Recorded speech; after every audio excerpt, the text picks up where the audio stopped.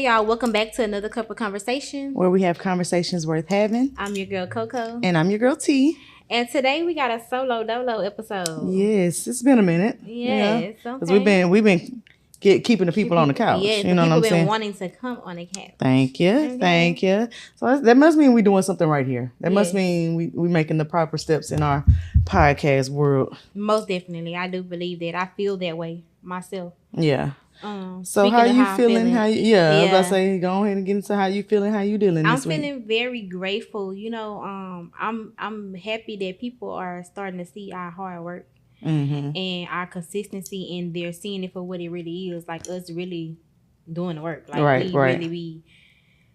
It ain't. I'm not gonna say it's hard, but it ain't easy to just be committed to something and consistently show up. Yeah. Like we know a lot of people that's in podcasts that do seasons and they I like to call them part-time podcasters. Part-time podcasters, and we really got 2 full-time jobs, like our own careers and then this. So I'm feeling really good. I like when people are acknowledge. Yeah. And I won't get into too much because I can speak to that a little bit for this episode too with this topic, for our main topic, but I'm gonna wait. Yeah. I'm picking up what you're putting down now. Okay. I love when people give credit where credit is due. Yeah. But I'm feeling I was feeling a little overwhelmed about all the new things we're running into. But like you said, I'm also feeling grateful. I just have to learn how to balance my blessings. I have to learn how to schedule things and put things in a time and really show up promptly and do what I need to do. Right.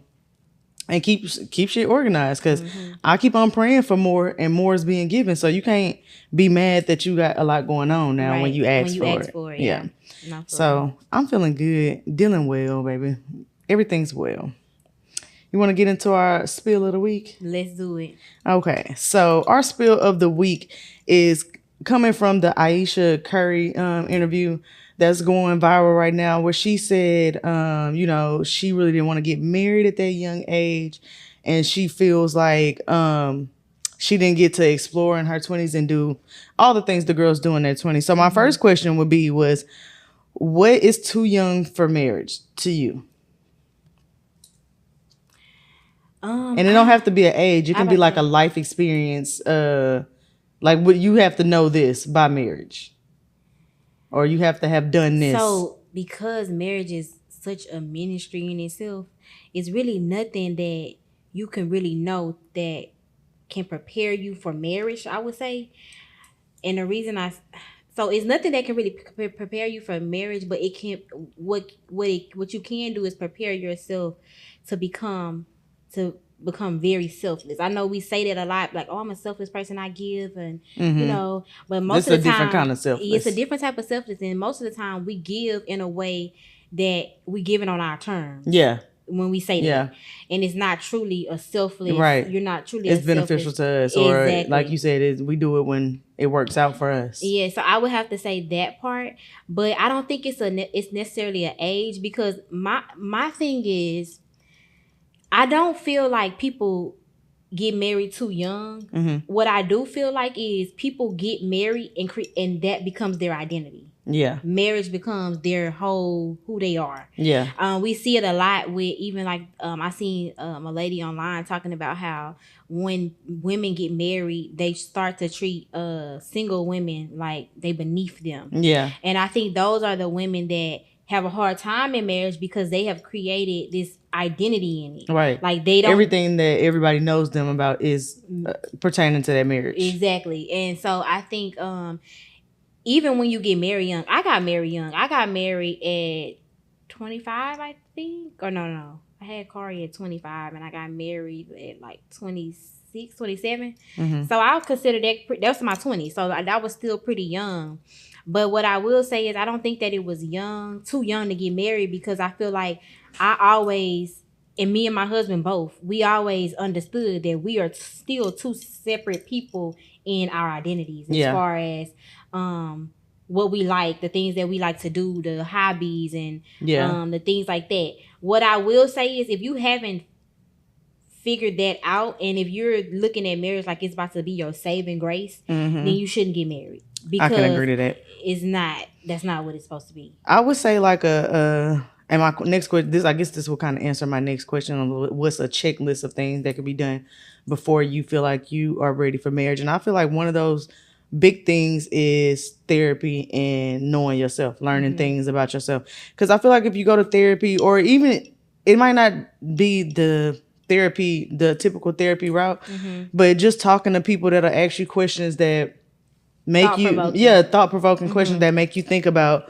what you really want out of life. Like the conversation we had the other day at your house, like thought-provoking questions to get you to really start thinking about what's in your best interest. What do you like to do? What fulfills you? What makes you happy? Because if you don't figure out those things before you get into a marriage, like you said, you're going to feel like marriage is your saving grace, and that'll be a part of your whole identity. You'll be consumed more so about, and a lot of women do fall into, especially if you have a provider as a husband, like your husband is the one taking care of doing all the things, falling into just taking care of his dreams or just nourishing his wants and his, instead of really thinking about yours or whatever. So I think that's what Ayesha meant by that, because she made herself like a wife like early on, and that was like, even though she did the cooking and all the other the podcasts and the writing books and doing a cooking channel, even though she did all those things, she did it after she coined herself a wife. And I think that's the problem. For one, like you said, I do think you need to explore yourself. The thing about it is, marriage is not something that just stops you from being able to do that, though. Right. So you should still be able to do that within your marriage. And another thing is, marriage is a partnership. I think a lot of people get into marriage and have this idea about the title of that you're becoming more than it is how can we become together. Yeah. Because a lot of times when women speak about feeling that type of way, I feel like it's rooted in, you have a husband that sees you as a title, as you're the moms and so you're the wife, so you're supposed to take the kids a bath every night, you're supposed to cook every night, you're supposed, so when you got to think about who you're marrying and how they view marriage, and what is it built on top of. Is it built on how the person that intended or instituted marriage, is it built for that, or is it just based on what they seen growing up? You just see what they deem a marriage is supposed to look like. Exactly. And sometimes you will get frustrated in your marriage because you're with somebody that doesn't even see marriage how either you see it or doesn't see it how it's supposed to be seen. Yeah, it's a partnership. You shouldn't be burnt out with being a mother. And then with her statement that she made that she didn't ever want kids and want that. Yes, that was a lot. But it really wasn't, because to me it was. I don't know. I say it wasn't a lot. The problem is she gave us the solution to the problem. The problem is you went into marriage doing something you didn't want to do. Like you did it. True enough. You know what I'm saying? Like you had a decision to make. Is this what I want right now? When you go into marriage, know that if that's what you want, it's okay for it not to be what you want. Like, it's okay. If it's not right now, it might come later. If it never comes as to be what you want, then that's what you'll have to deal when it comes. But you cannot be mad about not being able to have that moment when you did something against your better judgment. You knew in your heart of heart, this is not what I want. But that come with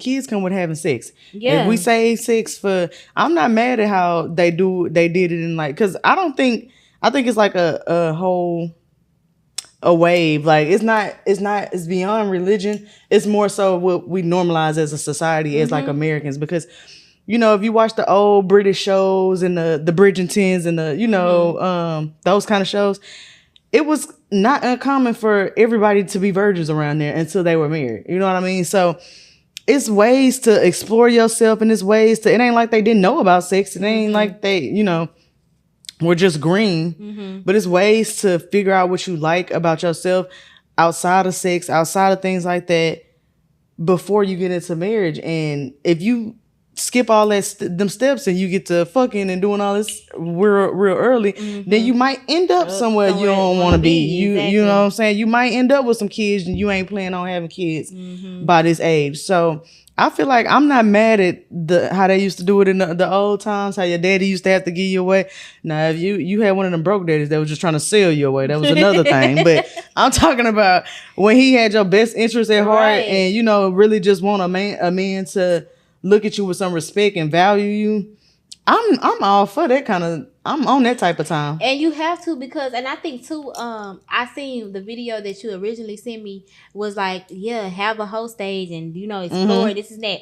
I don't even think it's about having a whole stage. It's not. It's about being free. It's about being free and being able to have space to and have time to explore. What do you like? What do you like about a man? Have you dated enough to know, like, okay, this is what a man is, and this is how they come most of the time, or or this is what some men believe in, this is what that, like, just enough time to explore, because what marriage does is it exposes quickly. Yeah, it exposes you very quickly. It exposes you and your spouse very quickly, and if you're not spiritually mature enough to handle the exposure, it'll tear you up.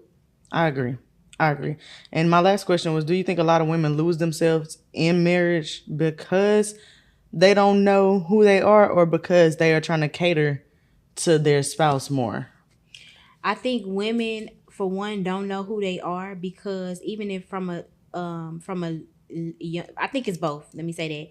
But from a young girl, you're taught to take care of men or do stuff because a man not gonna want you if you don't. If you don't do it, I think that narrative. I think we need to stop pushing that narrative on our daughters, because. For instance, I know from when I grew up, and my mama said it the other night, get you. Like, my mom used to always say, anytime I said anything about, oh, I feel so much because this boy, get you together. Like, build you, create stock in yourself. Like, make yourself valuable as possible with or without a man, because then you can also be valuable to him. Like, I think we are hyper focused on being servants and being catering to men that we don't even know that we gonna have, if we gonna have them or not, and we focus more on that than actually figuring ourselves out and seeing what we like. And so then another thing is, yes, I think women worry about being the image of what a wife is supposed to be so much that overrides, like, okay, if I'm a wife, I have to cook for my man, I have to run his bathwater, I have to do the, and it's really all stuff that society say. Right. Like, yeah, you gotta cook for your family, but what's wrong with your husband cooking too? Exactly. Yeah, you gotta. Everybody gotta eat. Everybody gotta eat. Well, he can wash your clothes too. Like, people always say, like, oh, you don't wash Carrie clothes. No, shit. Half the time, Carrie wash everybody's clothes in the house. Like, and I feel like people find it hard to, or especially women find it hard to find that balance, because either they are super, let me cater, or they're super independent and like, I'm not doing that for a man. Like, it's alpha woman. Yeah, it's hard to, because I was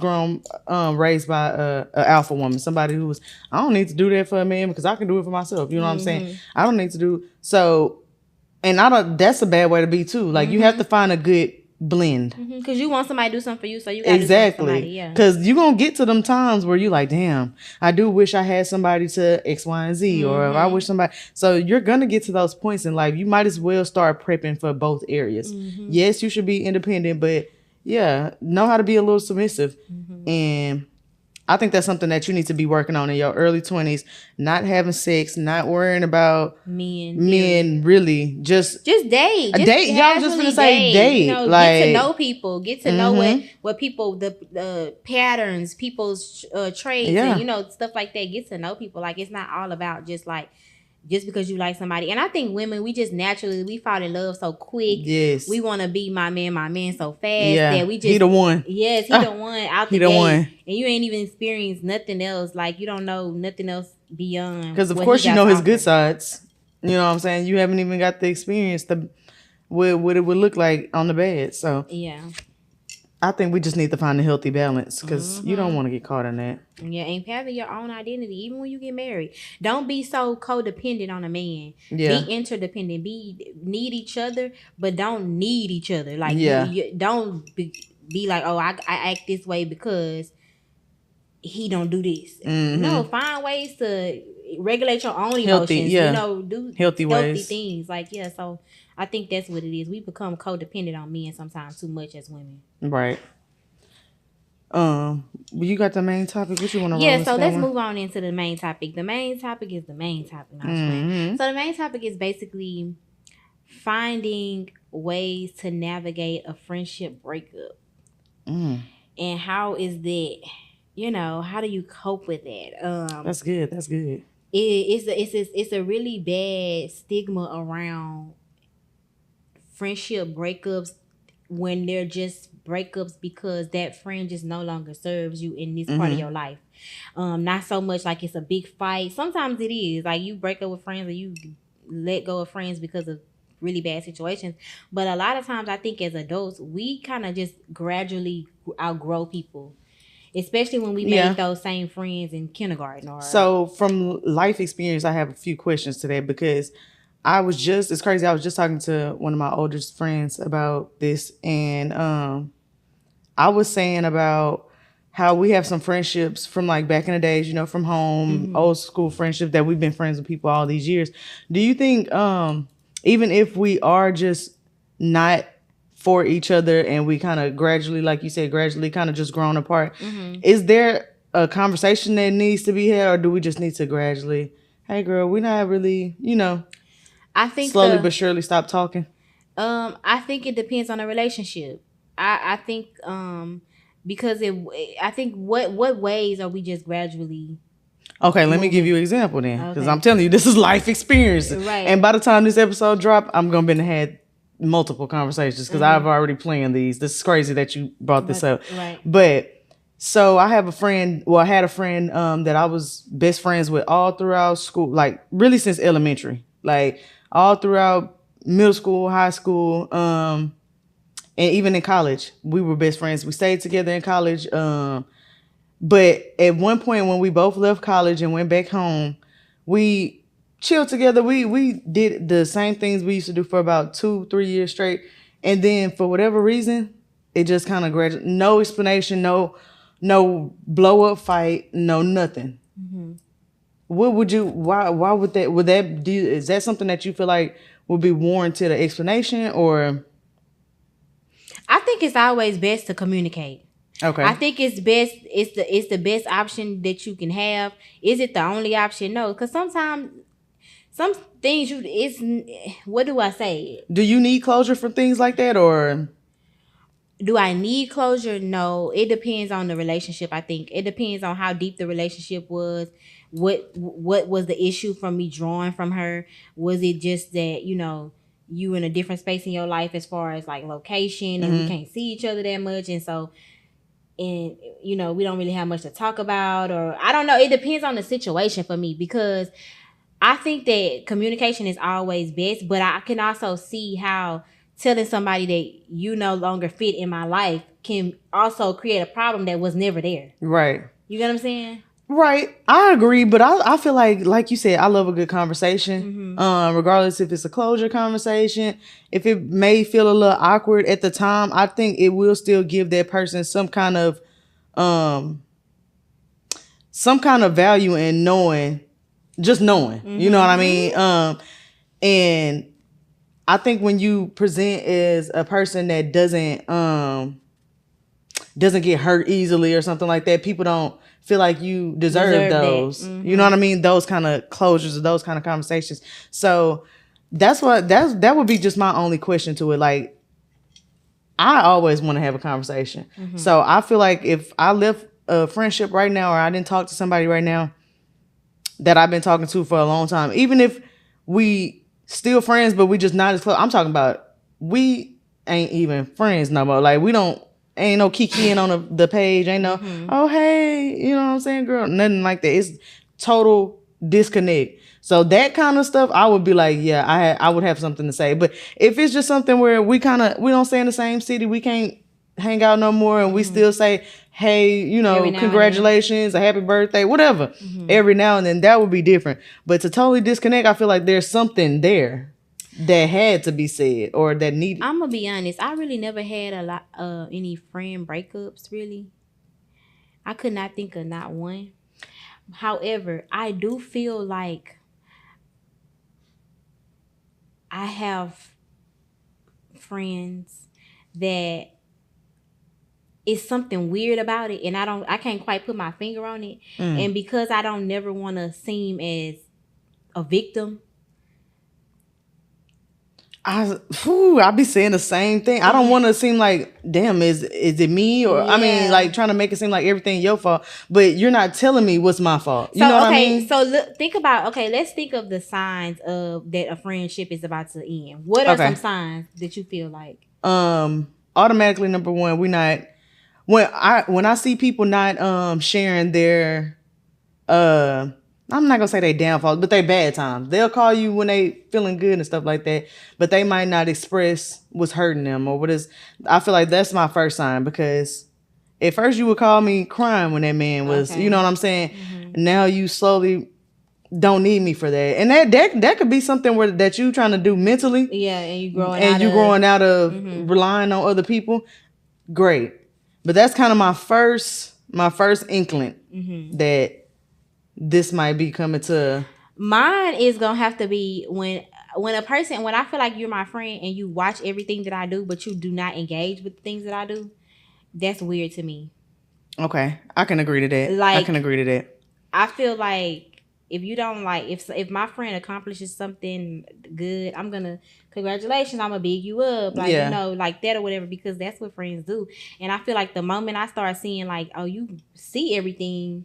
But I got another one too, but go ahead. Yeah, I wouldn't use that one. I was just gonna say I wouldn't use that one just because I feel like people feel like that's good enough. To me, that's not good enough. What? Just like big enough, like what I do on social media or something like that. Like going from somebody who called me, okay, text me and say congratulations. Yeah, that's don't. I don't want you to be a social media friend. No, don't that's go what from I'm somebody saying. That you, what we doing is we're acknowledging that you see it. Okay. Or like you said, that not saying nothing, like not saying things through like monumental moments and stuff like that, like going through them and then they happening and I'm like, oh, I didn't even know you were right. Happy anniversary, congratulations on that or whatever. I didn't even know you was doing it. And not that you should tell everybody everything, but at what point did our friendship become I'm that person that you don't tell that to? That's what I'm thinking. When you stop, that's why I say when you stop telling me things. Mm-hmm. Now it didn't even just like I said have to be the hurt things, but you stop telling me the good things too. Like you stop. That's one step, and then girl, I'm going through this. I'm literally going through this right now. Mm-hmm. Like I have friends that I feel like are turning into just social media friends. Oh, congratulations when you do something good on the timeline. You have my number. Yeah. You know, I don't say you don't need to send me a paragraph but a nice little, hey, I've been seeing what you've been doing. I just want to tell you I'm so proud of you. Yada yada yada. People that I don't know I think that I kind of look at it like this. A dentist, they can say congratulations. I'm proud of. Well, not even really I'm proud. Congratulations on how hard y'all been working. I see. But somebody that's been knowing me for years should be able to say I'm proud. Mm-hmm. You know what I'm saying? Because you know what I came from. Right. Dentists, I can say that about them because they didn't seen us at the beginning of the podcast. Yeah. So if he's saying I'm proud about this, he can't say I'm proud of the woman you've grown into. Right. You don't know where I came from. Right. But my friends, they can say that. And you don't. You just do a little congratulations on the timeline or something. Or you share my shit and be like, oh, my friend's doing so good. But it's not. So personable. Did everybody on Facebook share that and like you know what I mean? It's not. And to me, that's why I don't do social media. I don't know if anybody noticed that, but I don't do like social media birthdays on my page. I don't care. My mama, Carrie, nobody, like no more. Like because it became just that. Like I don't want to be that type of friend. I don't want to be that type of mother. Anybody that I do both. If I really care, I'll do both. Mm-hmm. I'll write you a paragraph to your phone and still post your picture. Yeah. I might not put the paragraph on the picture, but I'm going to still acknowledge you publicly too. But I see what you mean by that though, because that's what some people turn it into. That became a standard though. Yes, that's normal. That's good enough for them. No, I don't like that. And I just these days I want to ask people like that's what I said. I'm gonna go ahead and ask these questions before this episode.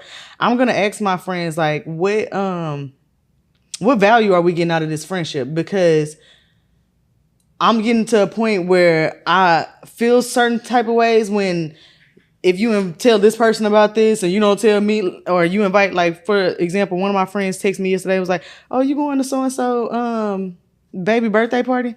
I said, no, I wasn't invited. Mm-hmm. You know what I mean? That I said, and then I specifically told this person, I said, yeah, you hoes always, you like to, y'all like to selectively invite, so I didn't get an invitation to this one. She was like, oh, well, I reached out to her and asked them, and I didn't, nah, don't try to clean it up now. Y'all got a separate group message, and you accidentally told me, like, you know what I mean? So, what are we hanging on to this type of shit for anyway? Like, are we hanging, we're not in high school no more. It's not an aesthetic thing where, oh, I'm hanging with a bunch of bad bitches. Like, no, it's not that no more. So, I need to know, why are we friends? Yeah.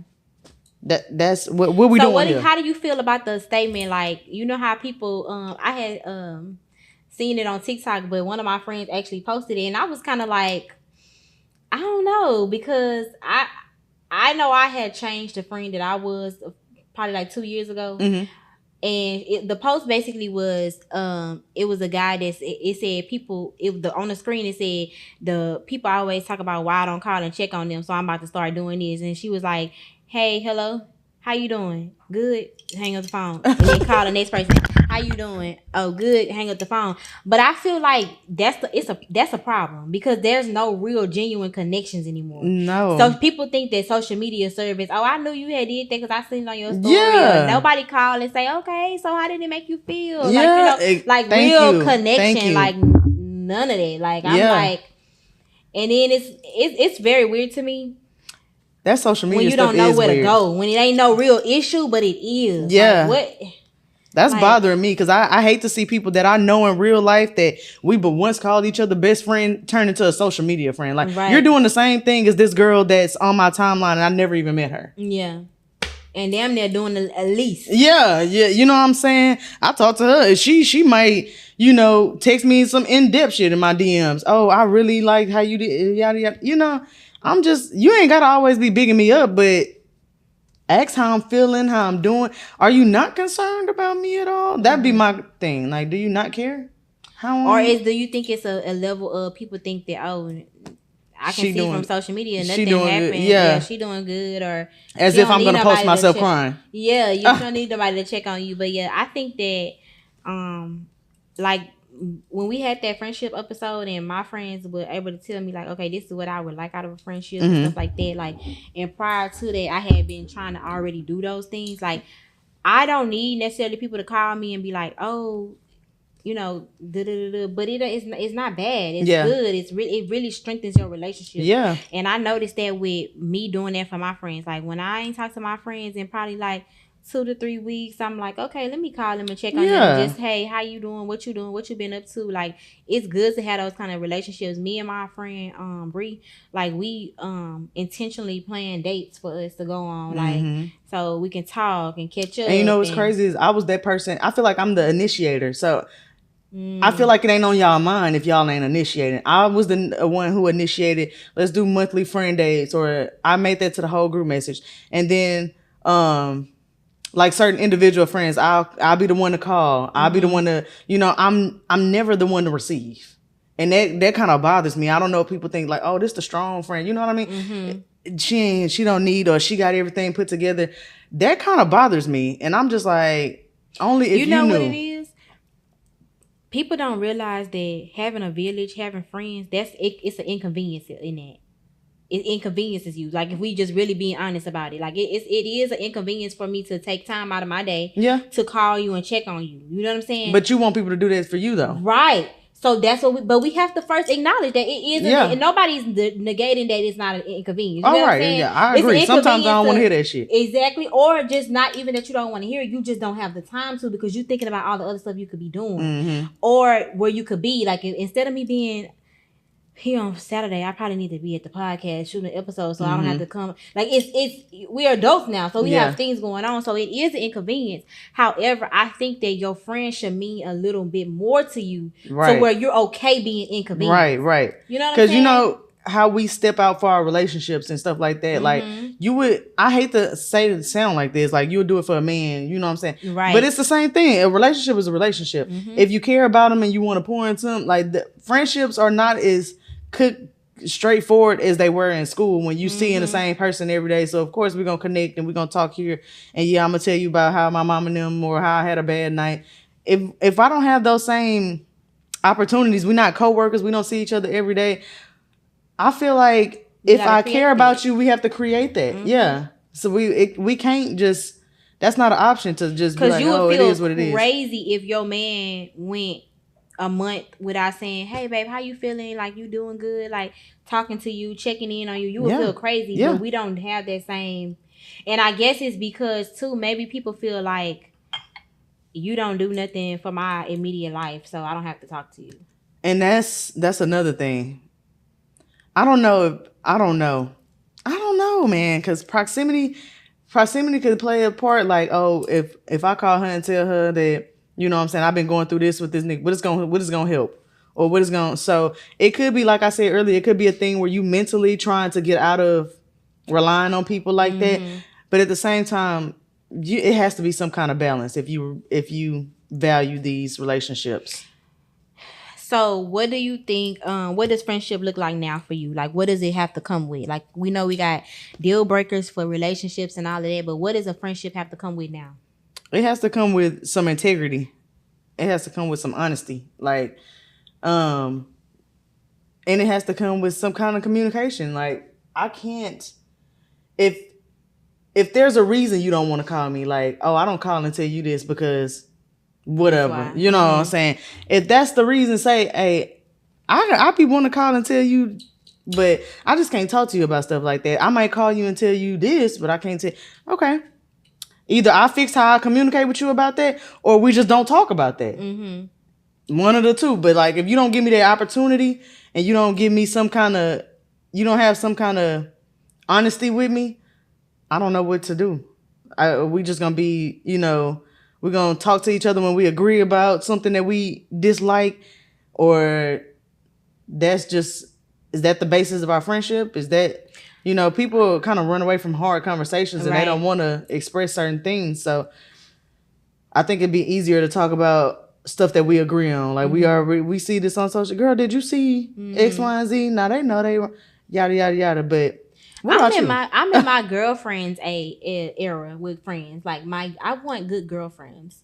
I think that's a part of, like we talked about the Ayesha thing. I think that's another thing that women, when they get men in long-term relationships, whether married or not, I feel like they use their men for everything. Yeah. And men don't do that. They have their friends. They going to watch sports. They going to, they talking on the phone. Like, I want to be in that. Like, how we got together the other day, that feel very good. Yeah. Like, being able to come, like, girl, I'm getting off work, I'm stopping by your house. It ain't gotta be organized. It ain't gotta be, girl, you ain't gotta be worried about. It ain't gotta be brunch. Baby, it's dishes on the sink. It's laundry on the sofa. Like, but just come on, Like, I want to be in that area, and I have been with the people. And friends for me look like people that are beneficial and are teaching me things that are I'm teaching them things. Like, we able to have deep conversations about it. Like, I call Jazz my work bestie, but like, me and Jazz have really developed our own relationship as friends. Right. Like, outside of our husbands and outside of work. Like, I feel like I like, we talk about, okay, let's go into groups of women that are doing different things so we can network. Like, we both pushing each other to be better. Like, we not just talking about nothing. Like, a friendship of value. Yes. Like, that's why I said I want to start asking my friends, like, what value? Because I think that's what's keeping us from doing the monthly. Like, when we did the monthly, we'll meet up a couple times, but then it'll fall off. But I think if value was brought with it, or they feel like they was getting some out of it besides a little vent session, then we would be more inclined to do it. And I also like openness. I think that my friendships now have to come with a level of openness, because I feel like you can be your most, it's almost with like a husband. You can be your most vulnerable self with somebody. It's better for the relationship. Yeah. Because I think too, like, when a lot of women come together, they're so worried about being looked at as like going through something. Yeah. And, you don't want to be open because you don't want nobody to look like you don't got it together and stuff like that. I'm over that kind of stuff. Like, me too. Like, no, baby, me and my man, we had an argument this morning, and this what it was about. And like, like, not putting everybody in your business, but sometimes like a level of openness and being able to be vulnerable with people, it strengthens your relationships. Yeah, it really does. I agree. But yeah, so that's what I'm looking forward to more than anything. My friends know, the friends that I've kept around and been around here lately, like, I'm able to be myself with that person Yeah. and really just talk and really just have fun, laugh. We went out for my friend Bree birthday, my other friend Bree, and we had a funky good time. And she mixed all her friends, like it was one from her work, this is that. And girl, why we in a group chat with these same women? Because they and like some They of just them, women of value. women of value, and Yeah. like I love that they thought I was fun. I thought they were fun. They was like, "Oh, you do makeup? Oh, and this and that, and like, oh, you gotta do this." That's oh, why I say I'm reevaluating my friendships right now, because I hung out with Tay last weekend, and she just, after sending her to the Ayesha Curry show and all this other stuff that we've been doing work wise and kind of just building a friendship, she was like, "These are the type of people that I want to be friends with." And I was thinking the same thing. I'm like, exactly, girl. That's why I hit you up, because I already knew that's the type of time you was on. Exactly. You was on value. You was on movement. You was on the same stuff I was on. And I have to get to the core of that with my friendships. And I'm not gonna lie, I love my friends that I've known for years, but I can't have keep the on. most fun with the people that I just met in my adult Girl, years. me too. I'm talking about me and you. We be yapping it. No, we be yapping it, and I just be like, bro, this is a good friendship. Hanging with Tay, that was a good friendship. Like the people that I'm learning, them learning stuff from, and that I'm getting value from. Those are the friendships that I want to keep around. I like you said, I love them to death, but I don't want to hang on to a relationship just because longevity. Yeah. That's the way I'm at with it. So this is our last segment. This is the last sip. I know we kind of drug it a little bit, but that was needed. That was definitely needed. For T, I'll ask you and then you can ask me your questions. Okay. So if you had if you had to text one ex-friend today, who would it be and why? Ooh, you want to put the name out? Mm-hmm. That's messy. Mm-hmm. Okay, so it would be the person I was just referring to. Her name is actually too. We were best friends for a long time.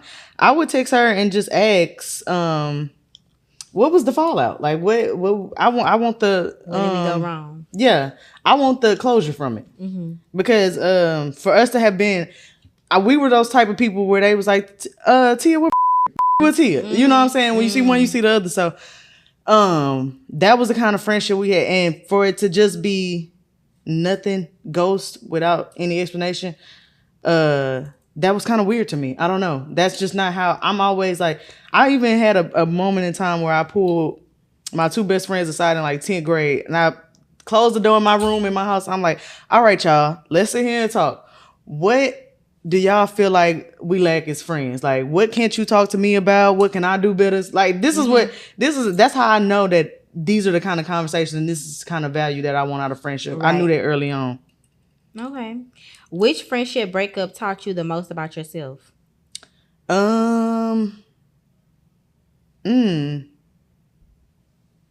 That's really my only friendship breakup, other than people that I've just kind of walked away from. Mm-hmm.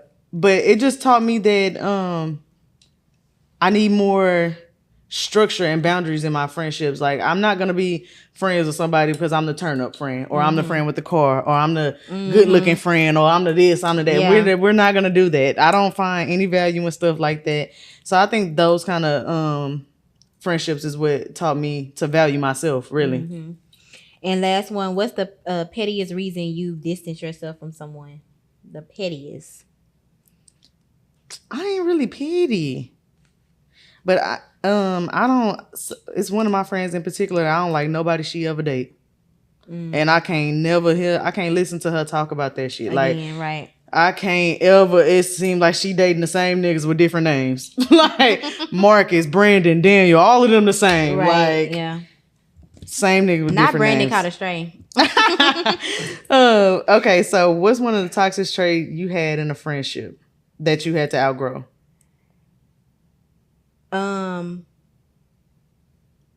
Not being relational in how I showed up, like as far as like between, if it wasn't your birthday, then what I'm calling you for, like thinking like that and having a thought process, like and street. No, I was because I was just hyper focused on being an adult.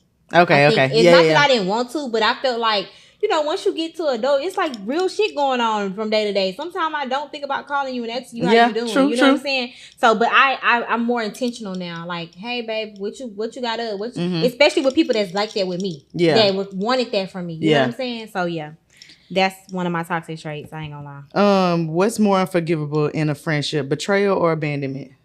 It's gonna be abandonment for me. I got abandonment issues. I think I will say, I'm gonna say abandonment because I've experienced it, but betrayal, it seems like that's really serious too. Like dang, like you took a step further. Like not only did you lean back with abandonment, but you took a step far to like do something. You know what I'm saying? But abandonment, I feel like that I didn't realize I cared until recently. Me too.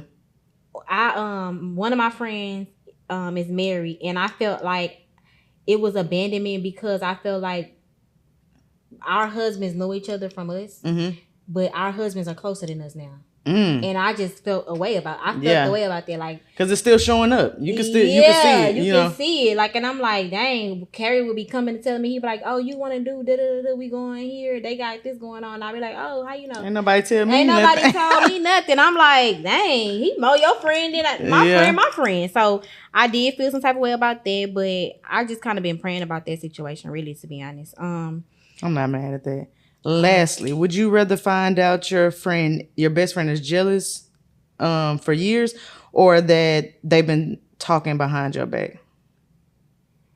I would rather find out that they have been talking about me behind my back. Okay. And the reason I say that is because jealousy, talking about me, everybody gonna talk. Like, I would rather know that. Like, if you talking about me, hopefully you ain't lying. I feel like jealousy is a state of mind. You can get in and out of it quick. She might be jealous in this season, but... Well, I don't know. I mean, I think that too, but I don't really like people that's jealous around me. True. I don't like that. I've never really had that issue, or I can't say I can discern that quickly. I can't tell when a motherfucker jealous of me. I can. I can't. They don't show it. They don't show it too. It don't be blatant jealousy. It don't be it don't be blatant. It don't be like... Girl, you're in front of a bunch of niggas. You had to borrow them pants from me. Like, no, I never. Like, you know what I mean? Nah, it'll never be blatant. Well, you know what? I don't know if it's jealousy or not. I always equate it to that because not always, but like certain things will just show me like, oh, you really like. And then I think jealousy can show up in ways that are not so visible, like. Sometimes people don't be jealous of like the physical things that you have or stuff like that, but they are jealous about how you can carry yourself through adversity. Yeah. And I've noticed people are like that. Ooh, that's a word.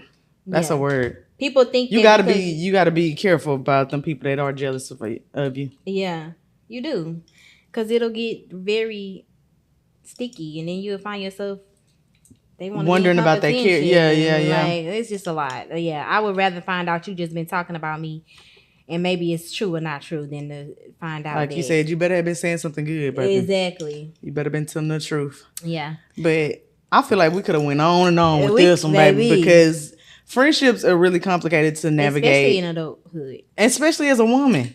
I feel like men make it look so easy. Yeah, they just be like, man, that's my partner, you know what I'm saying? We talk about what we talk about. And when we don't. And, you know, they make it so simple. But definitely... Thank y'all for tuning in to another Cup of Conversation. Make sure y'all like, subscribe, and share. And we will see y'all back on this couch next week. Yep. Deuces.